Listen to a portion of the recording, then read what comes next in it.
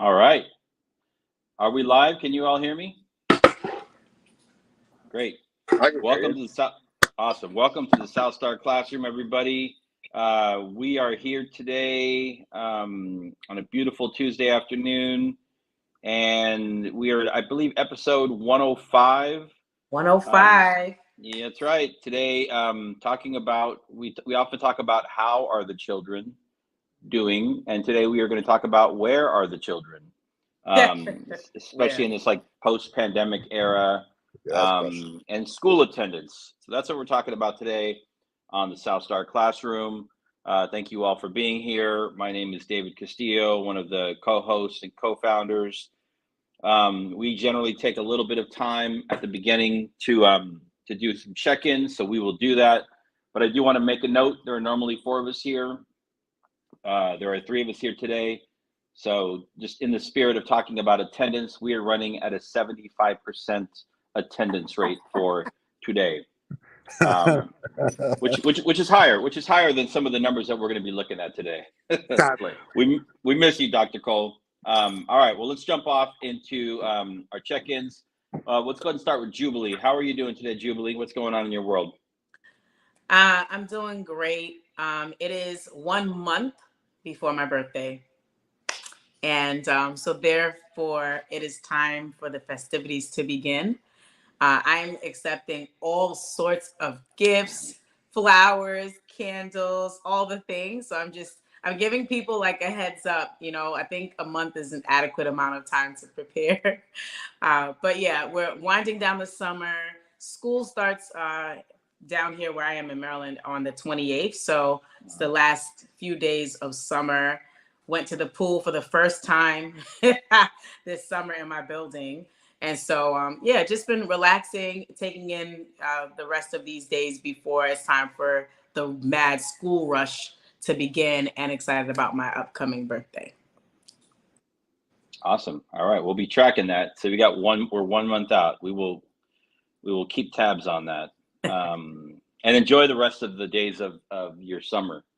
Yes. Because they will be gone quickly. Thank you. Omar, how are we doing? Man, so like I've heard of the Lebanese and the Mexicans will do it's the birthday week.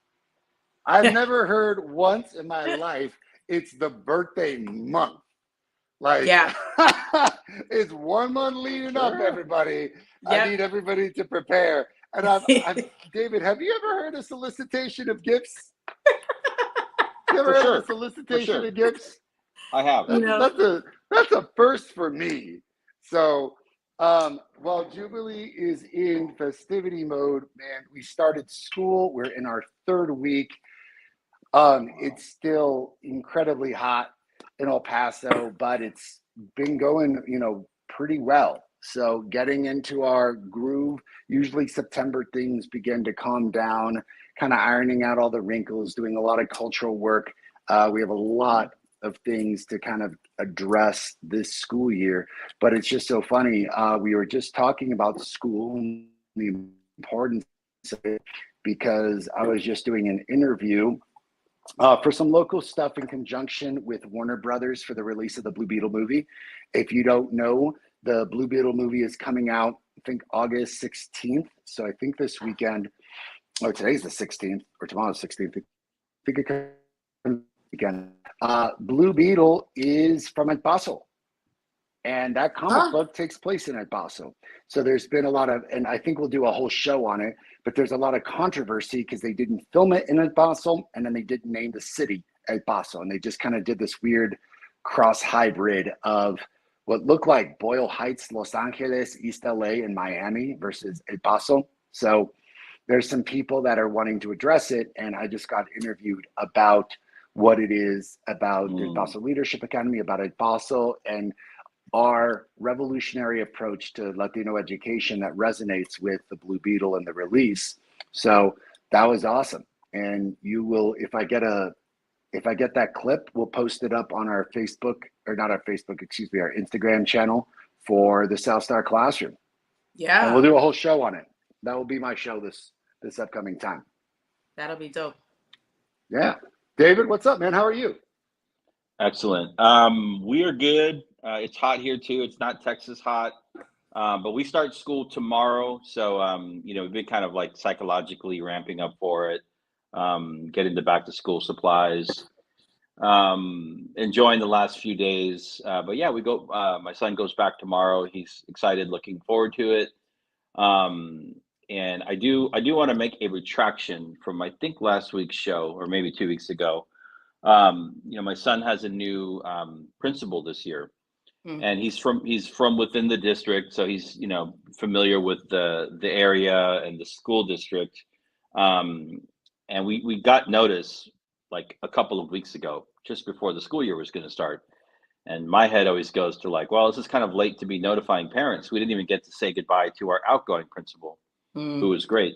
And so I'm like ramping up, gonna send off an email to the superintendent, and I'm like, let me just do one more quick check of his name in my inbox to see if maybe I missed something. And sure enough, back in May, they notified us that our former principal was leaving to go to another school in the district, and that this new principal was coming in. So I'm glad I did not like fire off that email before double checking to Dude, make way sure to that I go double checking, dude. I That's a I'm this is great this is move. good for like parents, this is good for Yes. teachers, for principals, anybody working in schools, or just in general humans.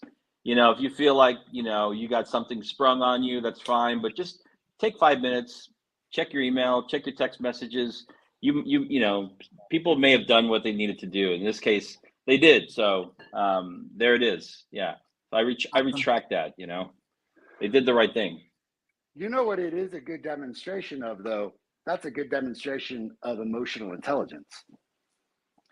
See, because what you did is that you were Well, about one of the to one of the you were few coming for me. Yeah, thank you. you're about to bounce on emotions, and you wound up saying, you know what? Let me pull in this secondary component of just double checking and not acting Yeah, impulsively or capriciously on how I feel. Look at you, man. That is some emotional intelligence right there that you just practiced. Part of our social emotional curriculum that Jubilee loves talking about. there you go. Yes, There you That's go. I a love it. good example, man. But people think social Yeah, emotional learning is so complicated, and it's like, no, that's it. That is a good example of emotional intelligence, man. And then you wound yeah. up making the right decision. Imagine have you fired off that email and someone's like, oh no, man, we got David Castillo on us. Oh no, man, the beard of knowledge.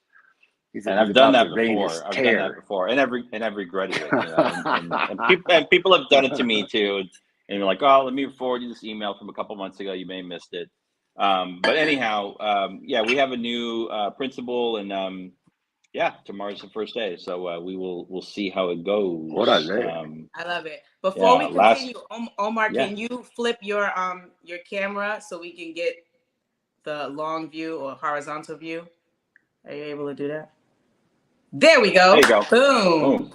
Awesome. Woo, Magic, thank you for checking magic. in with me. Look at that. Oh, no Look at the problem. producing We on the look show, good. man. We look All good. right. Okay, let's jump in. We're at 3:10, and we need to let's get into the topic here. So today we are talking about school attendance, and some of the most recent data.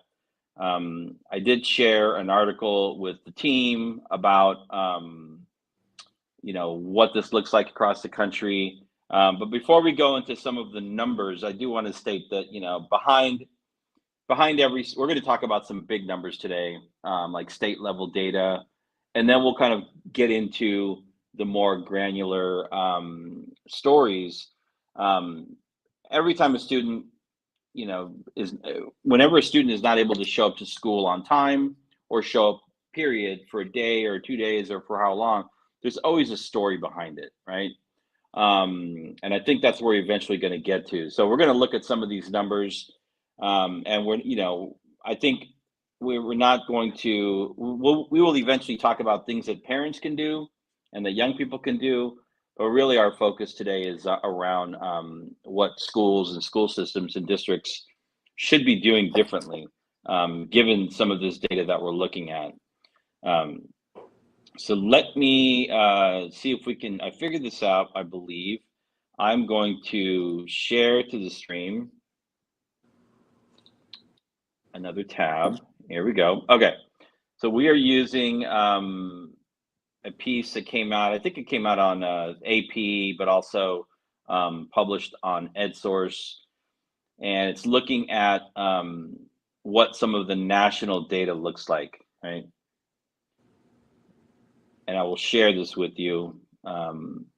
They do share in this map that Alaska, New Mexico are the states where students struggled the most and families struggled the most to get students to come to schools, right? But we'll go down here. I'm going to scroll down a little bit, and this is you should be seeing like this is a comparison graph, and we'll look at Alaska, which is the top state here, AK, not Arkansas. Arkansas is AR, otherwise known as Arkansas to some people. But Alaska is the top state. And what we see here, we're looking at 2 data points. The blue dot says before the pandemic, they were still running at a rate of about 29% of students that were chronically absent. That means that of all the students in their school system, about a third of them were missing 10% of school or more a year. That's the definition, right? So for every 100 days, 10 days. School tends to be what, like 180 days or 70 days, something like that. So you can imagine. 180. Now it's interesting because this doesn't say like Omar or Jubilee could have been a student that falls into this category, and maybe Jubilee missed 18 days. So Jubilee just made it onto this list, right? Into this data set. Omar could have been another student that's included in that number, but Omar could have missed 100 days. So it doesn't really do it's just a big raw number. The second red dot now that we have is for the 2021-2022 school year, right? So we're looking at about a year of data lag. That would have been the first school year, I believe, that where most schools were back in person. So Alaska went from 29% to about half of all students. That's what we're looking at. We're looking at the District of Columbia from 30 to 48. You're looking at half there, right? And we could dig into these numbers too. The article does it. When you're talking about Alaska, you're talking about, many of this 49% are Native Indigenous children, right? When you're looking at DC, we're talking about African American and Latino children. Then we have New Mexico, right? This shows the gap from pre-pandemic to the first year of in-person schooling. Top states: Alaska, District of Columbia, New Mexico, Michigan, Oregon, Nevada, Colorado. Arizona had a big jump. I'm just going to scroll to the bottom here. Interestingly enough, at the bottom, what do you see there? You see Alabama that went from like 11% to 18%. So a jump, but not a huge jump, right? Same with New Jersey. I don't know really why. The article doesn't explain the difference in these different areas. There's probably some kind of like, I would assume maybe some of the blue states got hit harder than the red states. I don't know. I don't want to make that assumption, but that might be one thing. Bottom line is that young people are not showing up to school. And, once we get the data from the last school year, we can look at that too. But this is where we are. I want to stop there. I wanted to see if Jubilee, if you had any questions about the data that we're looking at, this chart, what are your first impressions after having looked at that? And then we can move into our questions. Sure. My question was kind of answered in the article a little bit because I was thinking about why, and it's saying that students are absent for a myriad of reasons. I'd love more data on that. So, financial instability, housing instability. I mean, if you look at it, you might think, oh, well, maybe it's because all these kids had COVID, but it's post-pandemic. So that is likely no longer the reason with the highest percentages. So that was my first thought, just like, what are the reasons? I would love to know if there is some sort of organization that is delving a bit deeper into those reasons, like the financial instability or housing instability, the sicknesses, the teacher shortages, which we know, is the case. Like, what's beneath those? Yep. Absolutely. Omar, so we just looked at some data. I think you're with us for that. I was with us. What are what are your takeaways on what we saw? What are your initial thoughts on this big jump from pre-pandemic to the 21-22 school year and the jump in chronic absenteeism? I think parents during the pandemic got exposed to the ludicrous inadequacies that were going on in our educational system. I think that people were just kind of going, before the pandemic, just kind of going through the motions, right? Like, hey, our kids go to school, we're checking in our kids, we're ensuring that, homework is being done, and they're doing the components that I think parents got very used to. I think when the pandemic happened, it unveiled what was going on behind the scenes. And I think parents got extraordinarily exasperated by what they saw, which was a archaic, disorganized system that didn't have their act together, had no coordination between teachers, no coordination between the administration, and people just grasping for straws. So I think you are seeing the aftermath of a distrust and a jaded sense of what the American educational system is, especially for low income populations. Like you're middle income, higher income, you're going to go to school. You've got the stability of doing those things. I work in a low income area, and I got to tell you, our attendance took a huge hit. And you're saying, well, what does that look like?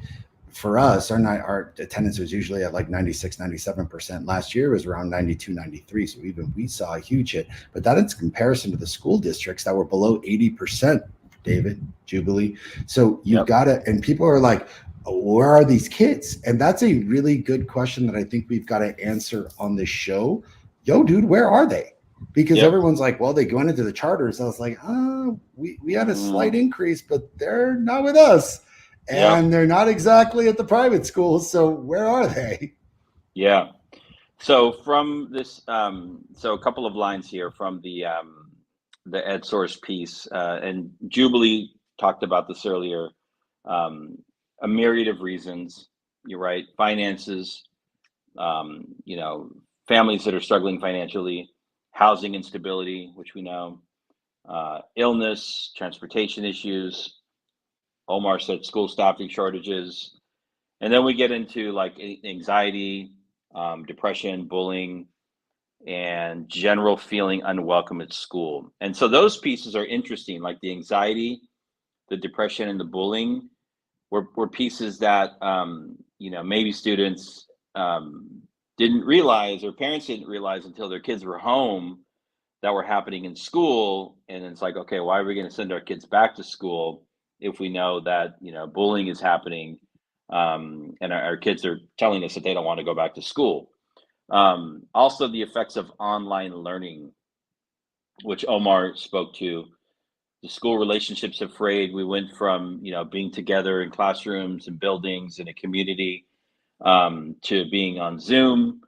And this is after months at home, but I mean, shit, it was like years at home for us. I don't know where kids were out for months. We were out for 2 full years.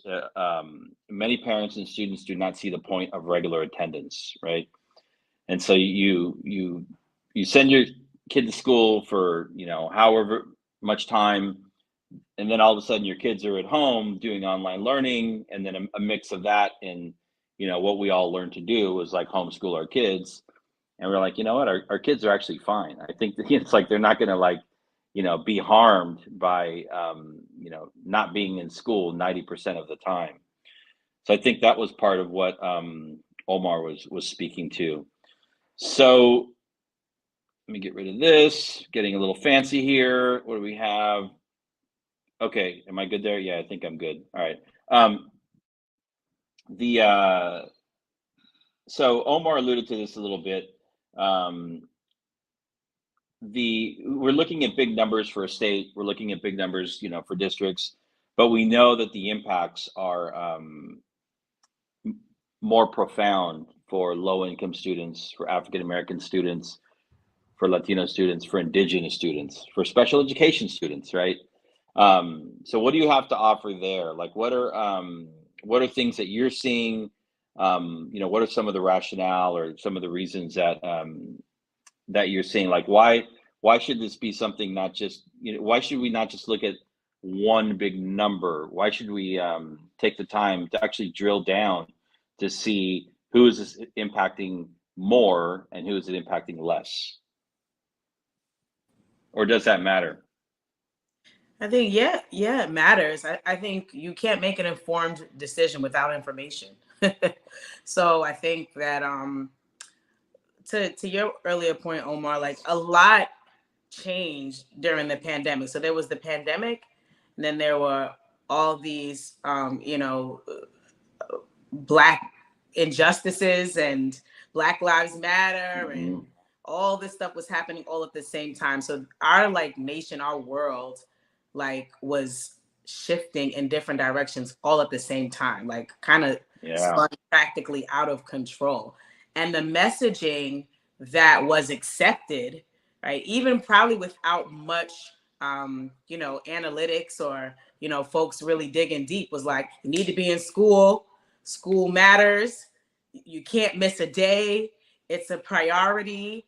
You don't want to fail, right? All of that stuff was dismantled during the pandemic when we introduced, okay, now you can hop on a computer and do online schooling. Now you don't need them heavy textbooks that you had these third grade babies carrying back and forth every day for social studies. Like all the things that we have needed and have messaged have high levels of importance for decades, within less than a year, dawn, and it's like, yeah, we don't really need those things. So I think if we're going to really be able to support our children, if we're going to really be able to make a change, we have to get more information. And your earlier question, where are the children, right? We have to get more information. And what I mean is, talk to the students, talk to the parents. Don't send a robocaller or a school messenger like, school begins every day at 8 a.m. No one cares. They know it's you. We've got call ID. We're not picking up. We don't want to hear it. Talk to the people. And an example that I'll give is when I took over my the school I was principal of. And I tell this joke often because I have such high respect for the man who was my mentor at that time and our chief academic officer. And I didn't realize that I was stepping into a turnaround situation. And so we had parents leaving, they were pulling their kids, teachers were leaving, turnover rate was crazy. And my CAO looked at me and he was like, you got to call the parents. I'm like, call the who? 250 parents times 2? No. He was like, no, you have to call them, right? Because everything is in such an uproar.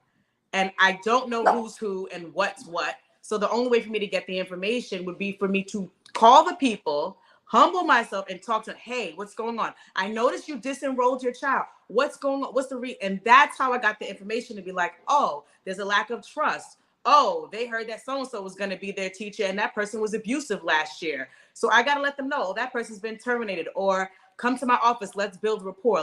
You got to get information. You got to talk to the people. You got to go back to grassroots and talk to people and find out why the babies and the students are not in the building. Right. Then we can make some informed decisions that I think can draw them back into school. So you're talking about proactive practices, right? And I want to make sure that we're grounded in the reactive practices that at least pre-pandemic schools had at their disposal, right? The saying is if the only tool that you have is a hammer, everything looks like a nail, right?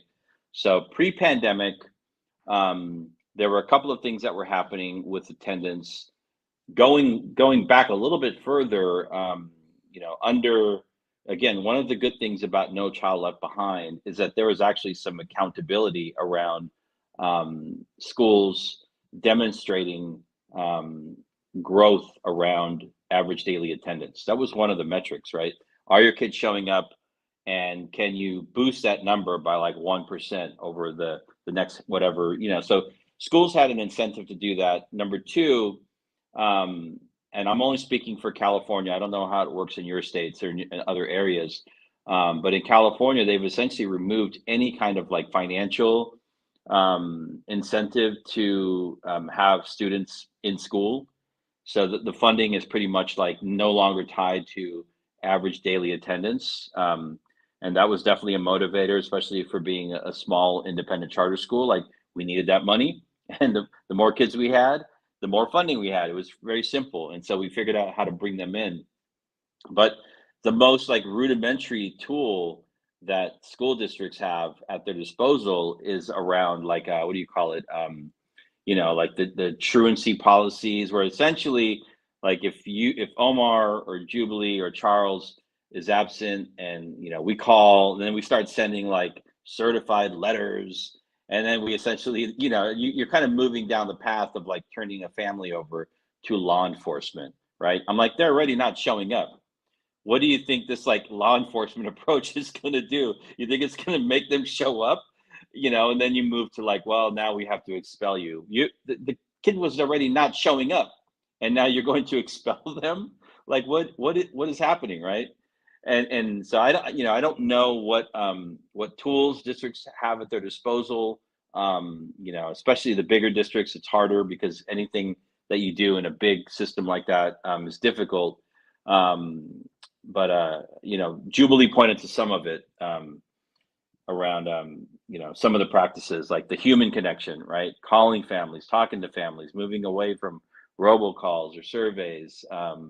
Actually, getting closer into figuring out why students aren't showing up. Omar, what do you got? I know you got something. I got a lot. I think to address the original question of doing a deep dive into the data, like, it's absolutely necessary to figure out exactly who is missing school, why, and what are their conditions. Look, like, even for our teachers in El Paso, I have to remind them the way that you were taught worked out for you, and you are the 16% that graduated from your college. What about the other 84%? You keep assuming that what worked for you will work for everybody else. And one of the things that I think has gone tone deaf after the pandemic, and a plug for the South Star and our book that we're all working on. By the way, the book is real, ladies and gentlemen. The chapters and notes have been created, and we are feverishly writing away. And one of the components of the book is talking about education post-pandemic. Dude, what changed? David, Jubilee, what changed? All this promise of we'll be better and we're going to change things up. And it went right back to business as usual. It went right back to the practices of middle and upper middle income realities.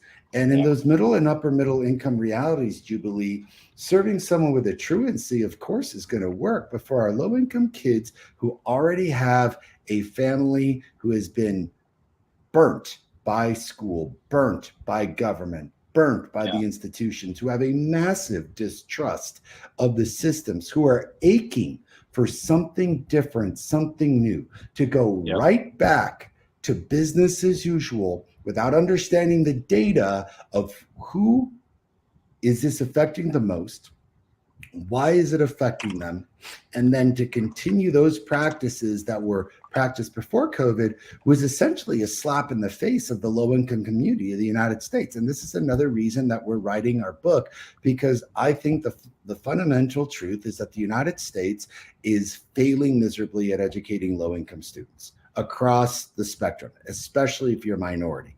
So all these tactics that were promised are not coming to fruition. And Jubilee's absolutely right. See, what she did as a microcosm of calling families is relationship building.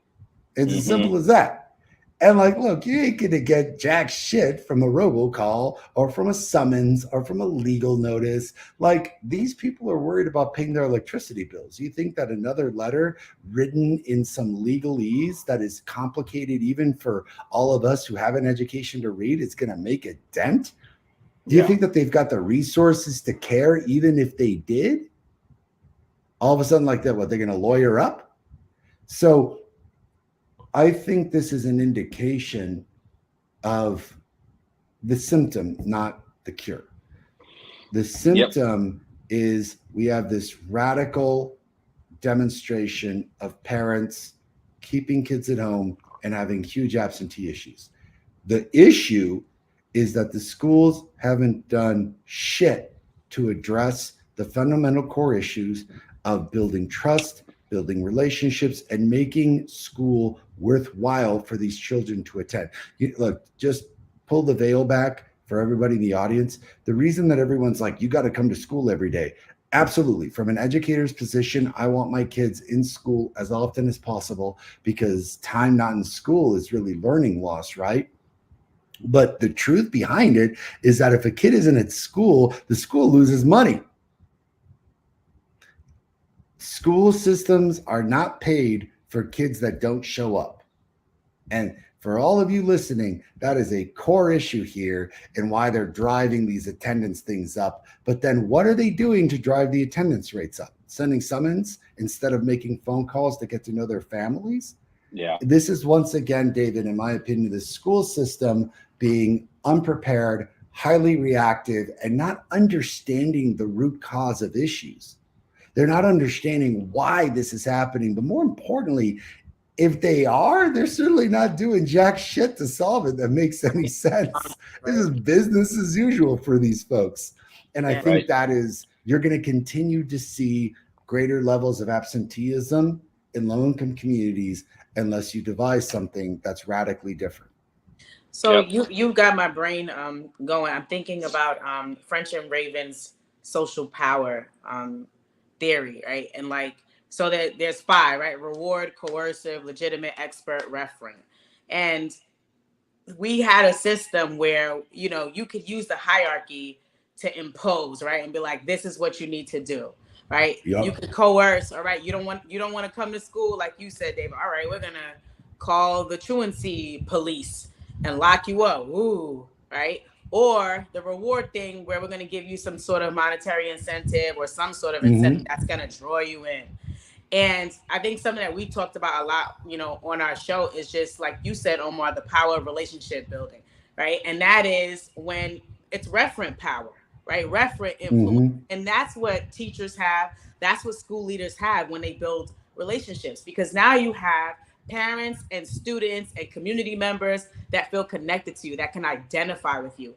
And I think that one of the issues here for why this shift hasn't been made is because we have systems that are still trying to use legitimate power from the, you know, hierarchy, from that authoritative position to say, okay, you need to come to school because look at our numbers or look at this, versus we need to change our power structure and our power stance and our influence stance and use, you know, the fact that you feel connected to me, our reference stance, our referent power to draw you in. And then the other piece is the expert piece, right? So like in that same model, they talk about the expert influence or expert power. Well, what is it that schools provide that you just can't get at home in your living room? Like, we've all been in classrooms where that joint is magic.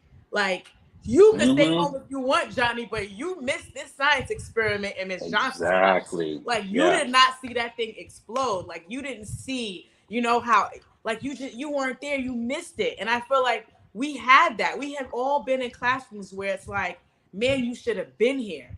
And I think that if we would commit more to getting children to get back to that place, or to evolve to that place where it's like, yeah, you could log on to Zoom or Teams or what have you, but the magic's happening in the building. That smile that you get, that handshake that you get, that high five that you get from your teacher, the conversations you have at lunchtime and on the playground, and right, like whatever, like Jubilee, I want to all these things. I want to really quickly interject, not here, you know, and ask you, why is that so meaningful? So I know why, but I really want you to hit this home with our audience. Why is that so meaningful as opposed to like an online learning modality? Because you're hitting it right on the dot. Why? I mean, Tell me. I think it's a different sort of learning experience because you have all the modalities happen at the same time. You're engaged in the task, right? You're engaged in socialization, right? Connecting with peers. So there, to me, is even more learning because you're getting to be in the moment, hands-on experience, right? So it's definitely going to connect with your memory even more. So you're able to participate in discussion. You're able to get feedback in the moment from your teacher if it has to do with some sort of experiment or what have you, right? You're just able to get way more feedback and way more hands-on experience, way more meaningful conversation, and way more context being in the building in the moment. There's no replacing that. That's like even if we changed to like high or an attorney, right? Like you go into a courtroom, you go into an OR, and you actually get in there. Well, we need our children to be doing the same thing for their classroom experiences. That's right. And as a parent of a student with who has an IEP, right? So my son had just gotten an IEP like pre-pandemic, and then all of the services just like basically weren't important anymore, right? So I want to, and it sent a message to us and our family that the school did not necessarily value those supports and services. So it sent the message that these things are not important, right? And so for us, that then devalues the value of education, not as a whole, but in that particular system that we're in Oakland Unified School District, right? We're living in a very different reality now, a different public school system in the same state in California, which has a very different kind of value-based system. But I want to point these things out because we're talking about them, and I want to move on. Two more statements from this piece that we're looking at in EdSource. So absent students not only miss out on instruction, but think about meals, counseling. We talked about socialization for preteens, for teens. This is when they are social animals, right? And they putting them in front of screens is kind of we intentionally or not intentionally created an addiction issue to screens, right? And social media. And then also, other types of services, counseling services, like psychological services, occupational therapy, speech and language services. We know that these are all best done in person, face-to-face, human to human, right?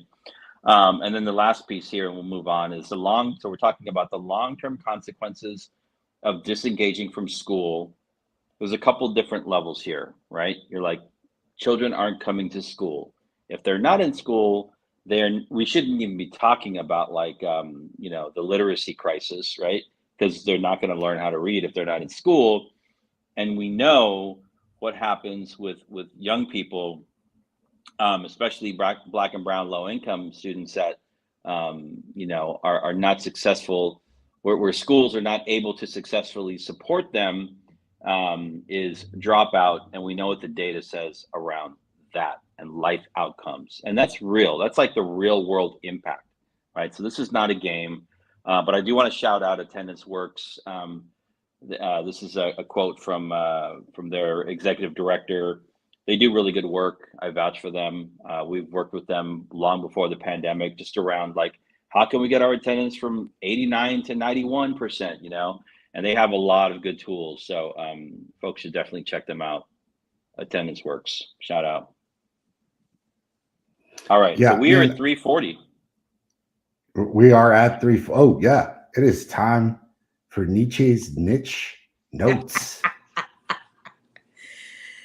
Oh wow! So Omar, I'm throwing the ball to you. Oh, okay. So just to frame this part of our show, we're all experts at different things, and humble ones at that, because we all still have learning stances as much as right? We still have a learning stance. orientation. So what we want to do is ensure that we are leaving you with tools from our convo, right? We have ed convos that convert into ed tools. And so, Omar, what expertise, so what can you share from your expertise that can support our listeners today connected to raising attendance levels at their school, or connected to whatever you feel like is going on at this point of the school year? Orale. I know you're going to get into the social emotional stuff, so I'm going to hit on two main points.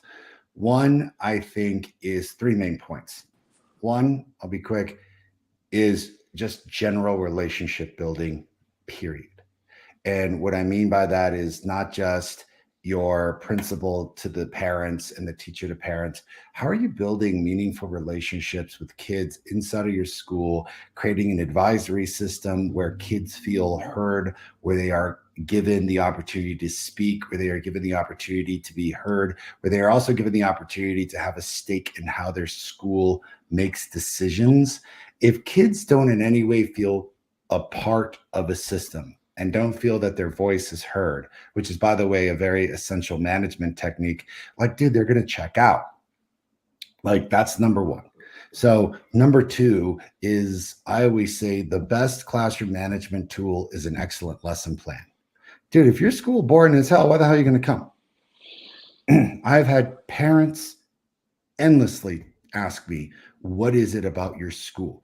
My kid would refuse to go to their previous school, and now they are waking up early and begging me to get to that school early because they don't want to miss what's going on. And I'm like, yeah, dude, if school was fun, if school is meaningful, if you're building these incredibly key relationships with kids, then they don't want to miss it because, as David articulately said, it's part of their family. It's part of their social fabric.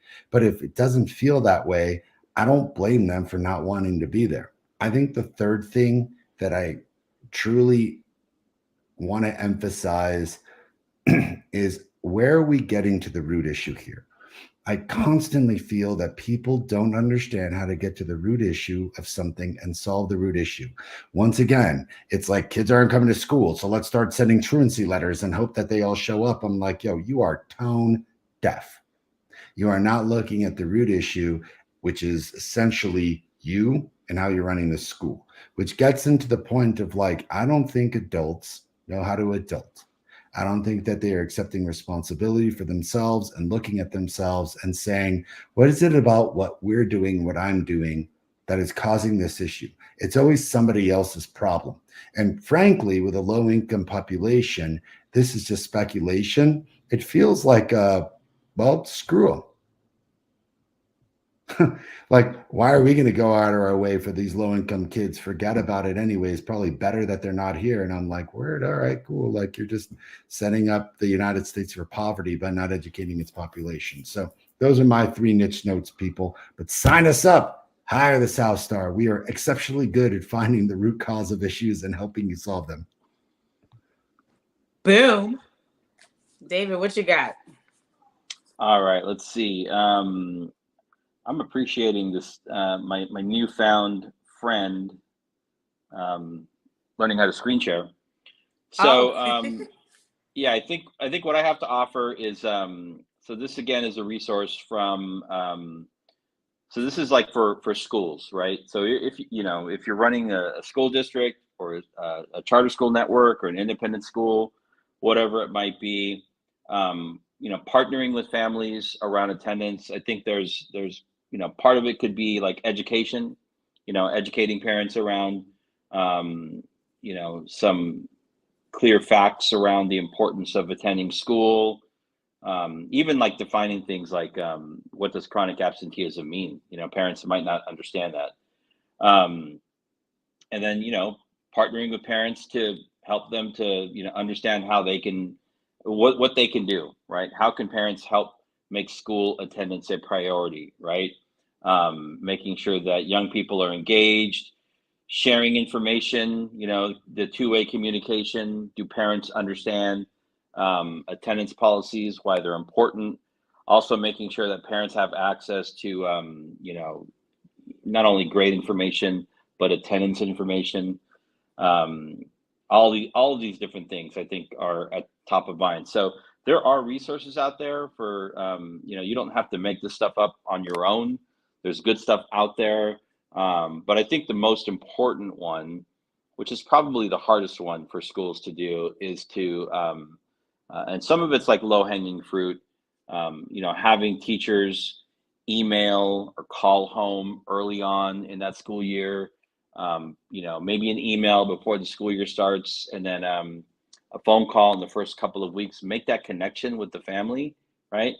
I think is really important. And it shows that like people are on the other side, they care, and you open that communication link. And then what Omar was talking about, and you too, Jubilee, is making sure that if we're going to send our children to school, it needs to be worth their time, right? It needs to be fun, exciting, something that pulls them in, as opposed to us like pushing them into school. They need to be pulled into school, because school is a place that where they feel valued, and where they see it's a benefit to them. The older kids get, you realize they spend how much time do they spend in school? 8 hours, 9 hours a day, right? If they do after school programs, even more, right?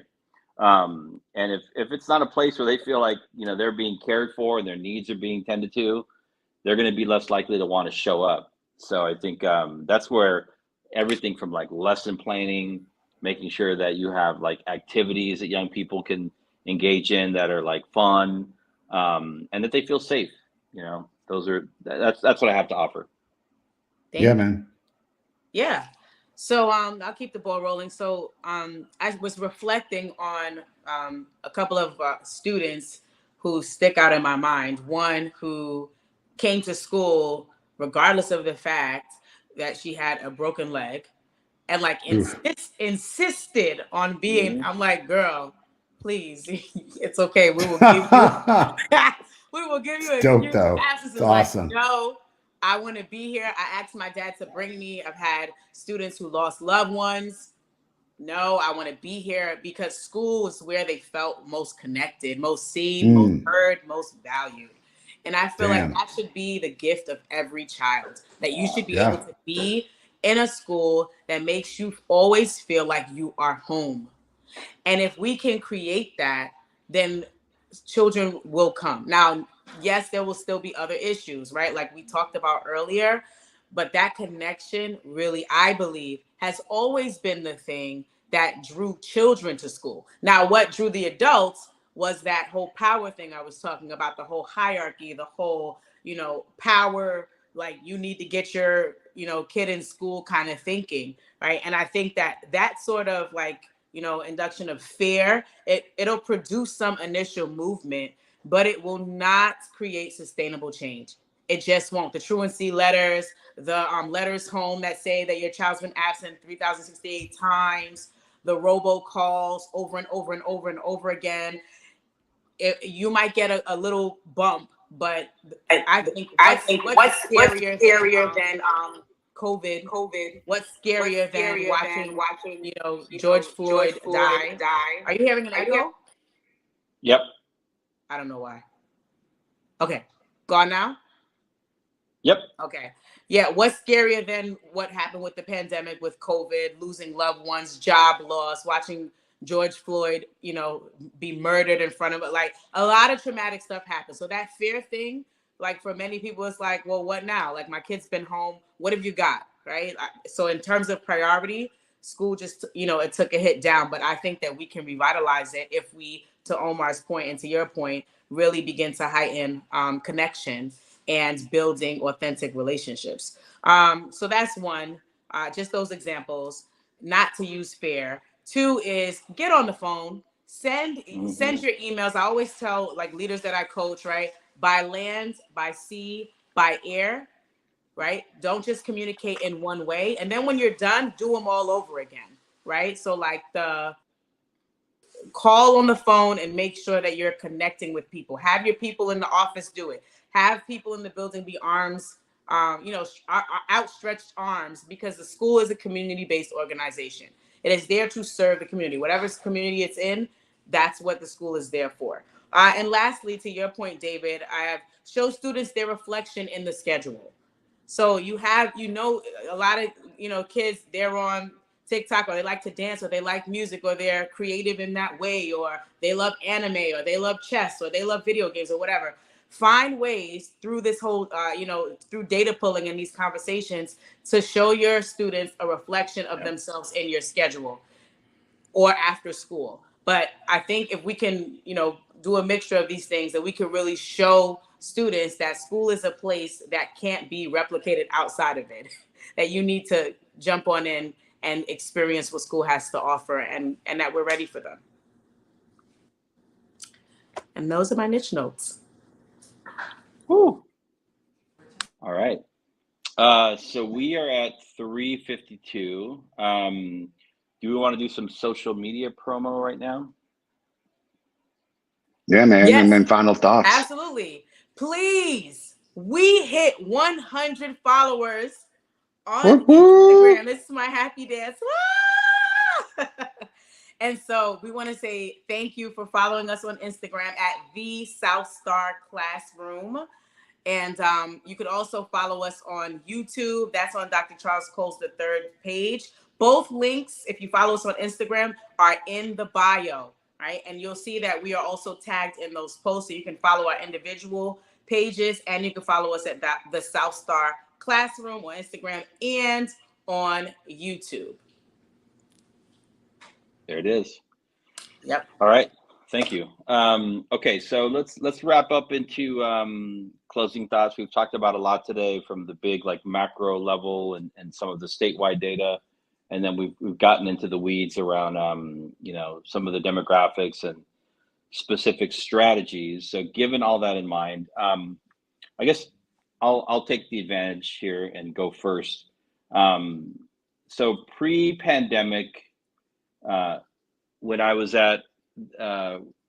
principal at Oakland Unity High School, we had, generally speaking, a Latino and African American student population, right? All low income. So those are the students that we worked with. But even within that particular demographic, our students that were chronically absent for different reasons, right? Like, we had highly motivated students that were, chronically absent for family reasons, custody reasons, whatever it would be. And then we had students that would be absent for different reasons and fear out of what might be happening on a particular day around some kind of gang issues, right? Because that was real.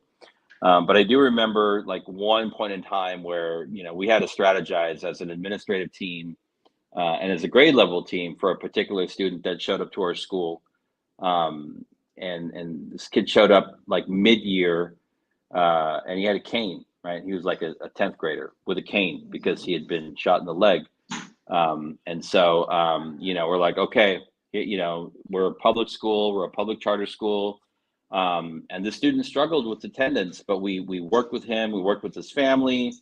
He was coming to us from a nearby big district school to escape, gang violence. And, we had to do X, Y, and Z to make sure that we were sending the message to him and his family that he was going to be safe at our school. And we eventually, provided those supports. He ended up graduating from the school. And so I think the idea here is that in addition to doing surveys, figuring out why students aren't showing up, and again, this is harder for the big districts, but it's really important to understand that behind every student and their family that are not showing up to school, there's an authentic and genuine story. And you have to get into that story. You have to understand that story, not judge it, but that's your starting point. And then from there, your team, your grade level team, your counseling team, your administrative teams can start to strategize, create strategies to improve attendance. It's not a one size fits all is my my big message here. Orale. Uh-oh. Nope. I'm back. There we go. Yeah. Woo! I mean, well said. I think the root issue that we're all addressing here is that you have a school system that is doing still a one size fits all mentality. A one size fits all mentality to academics. It's draconian and it's feudalistic as hell. Get ready. Like, we're going to talk about it in the book. And one of the chapters that I'm really excited about diving into and writing is that if you really think about it, like, aren't schools just the feudal system? Like a shitty feudal system, right? Like, and I'm talking about like medieval Europe and shit. Like, you got the teacher who's like the feudal lord in the classroom, and they're like, what I say goes, and you better do it, otherwise, grrr. You know, and then like your principal is like the lord and vassal of the land, and like, this is my domain. And then like your superintendents are these like, you know, they remind me of the kings from Shrek. They're a little tiny, insecure, egotistic, hard-boiled individual who has, you know, illusions of grandeur and like are D-list celebrities who have no idea how to actually do the job. And it's such a feudalistic system, but that feudal system, guys, is based on dominance and fear. Do as we say, otherwise this. And that has been the system that's been in place since the 1930s. And we're now in the 21st century. And I got to tell you, no kid gives that. And I don't know if they ever did. Like, kids didn't give a shit about suspensions and detentions, unless, of course, it was their mom and dad who were blaming them for it and getting them in trouble. So the real consequence happened at home. This is the 21st century, kids. And we're still using not only 1930s technology, but draconian overlord ideologies from white Europe in the medieval times, which always reminds me of Monty Python. Well, how'd you become king then? I didn't vote for you. You don't vote for king. It's just outdated. And we have to think about what not only are the root issues that we need to solve, but how are we advancing the work that we're doing with children who are incredibly intelligent, who have the world's knowledge at their fingertips, who have a say, who have opinions, who have a general interest in doing something. And how are we recreating this system? Because the system is killing their creativity, killing their voice, killing their vibe. And if anyone doesn't believe me, why don't you take a look at the statistics we just demonstrated today? Because they ain't coming to your schools, and they're not coming to your schools because you're broke, you're tired, and your tired ass is running a tired ass program that no one wants to be a part of anymore. It's time for us to actually keep our promise to parents and revamp the system we promised we would after the pandemic. Damn. I don't know if there's anything else to say, right? Like, I was being polite. Woo!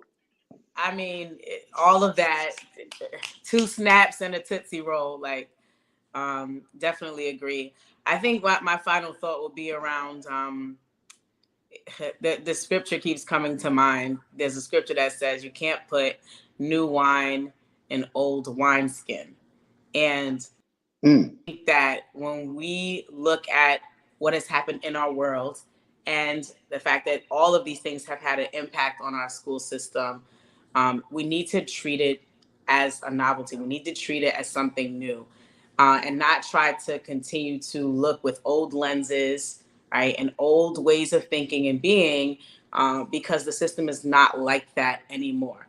And a question popped into my mind about like, I wonder how many of the chronic absentees are high-performing students, right? Or students from affluent areas, or students from, 2-family homes, or students where their parents have already graduated from college, or like, I'm so interested in what those stats say, because if the number is really just addressing those that are fully low income or what have you, if I'm thinking about going to school and I'm not doing well, or maybe it's not necessarily prioritized in my household, I'm not going to be running to a place where that also makes me feel like a failure, where I don't see myself, where there's nothing programmatic that draws me in or makes me feel connected.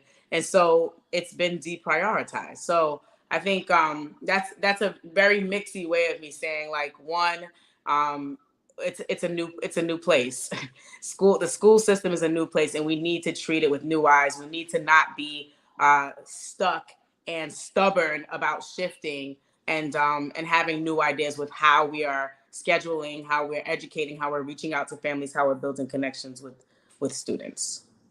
Final thoughts. All right.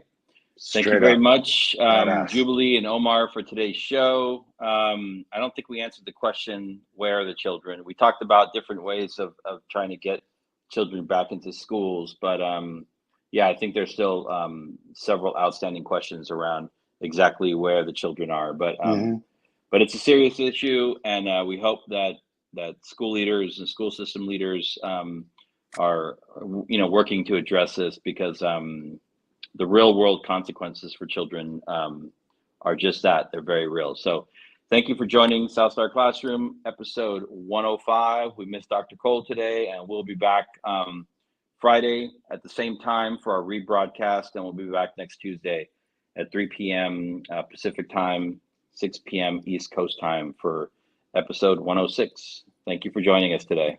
Peace. Peace, everybody.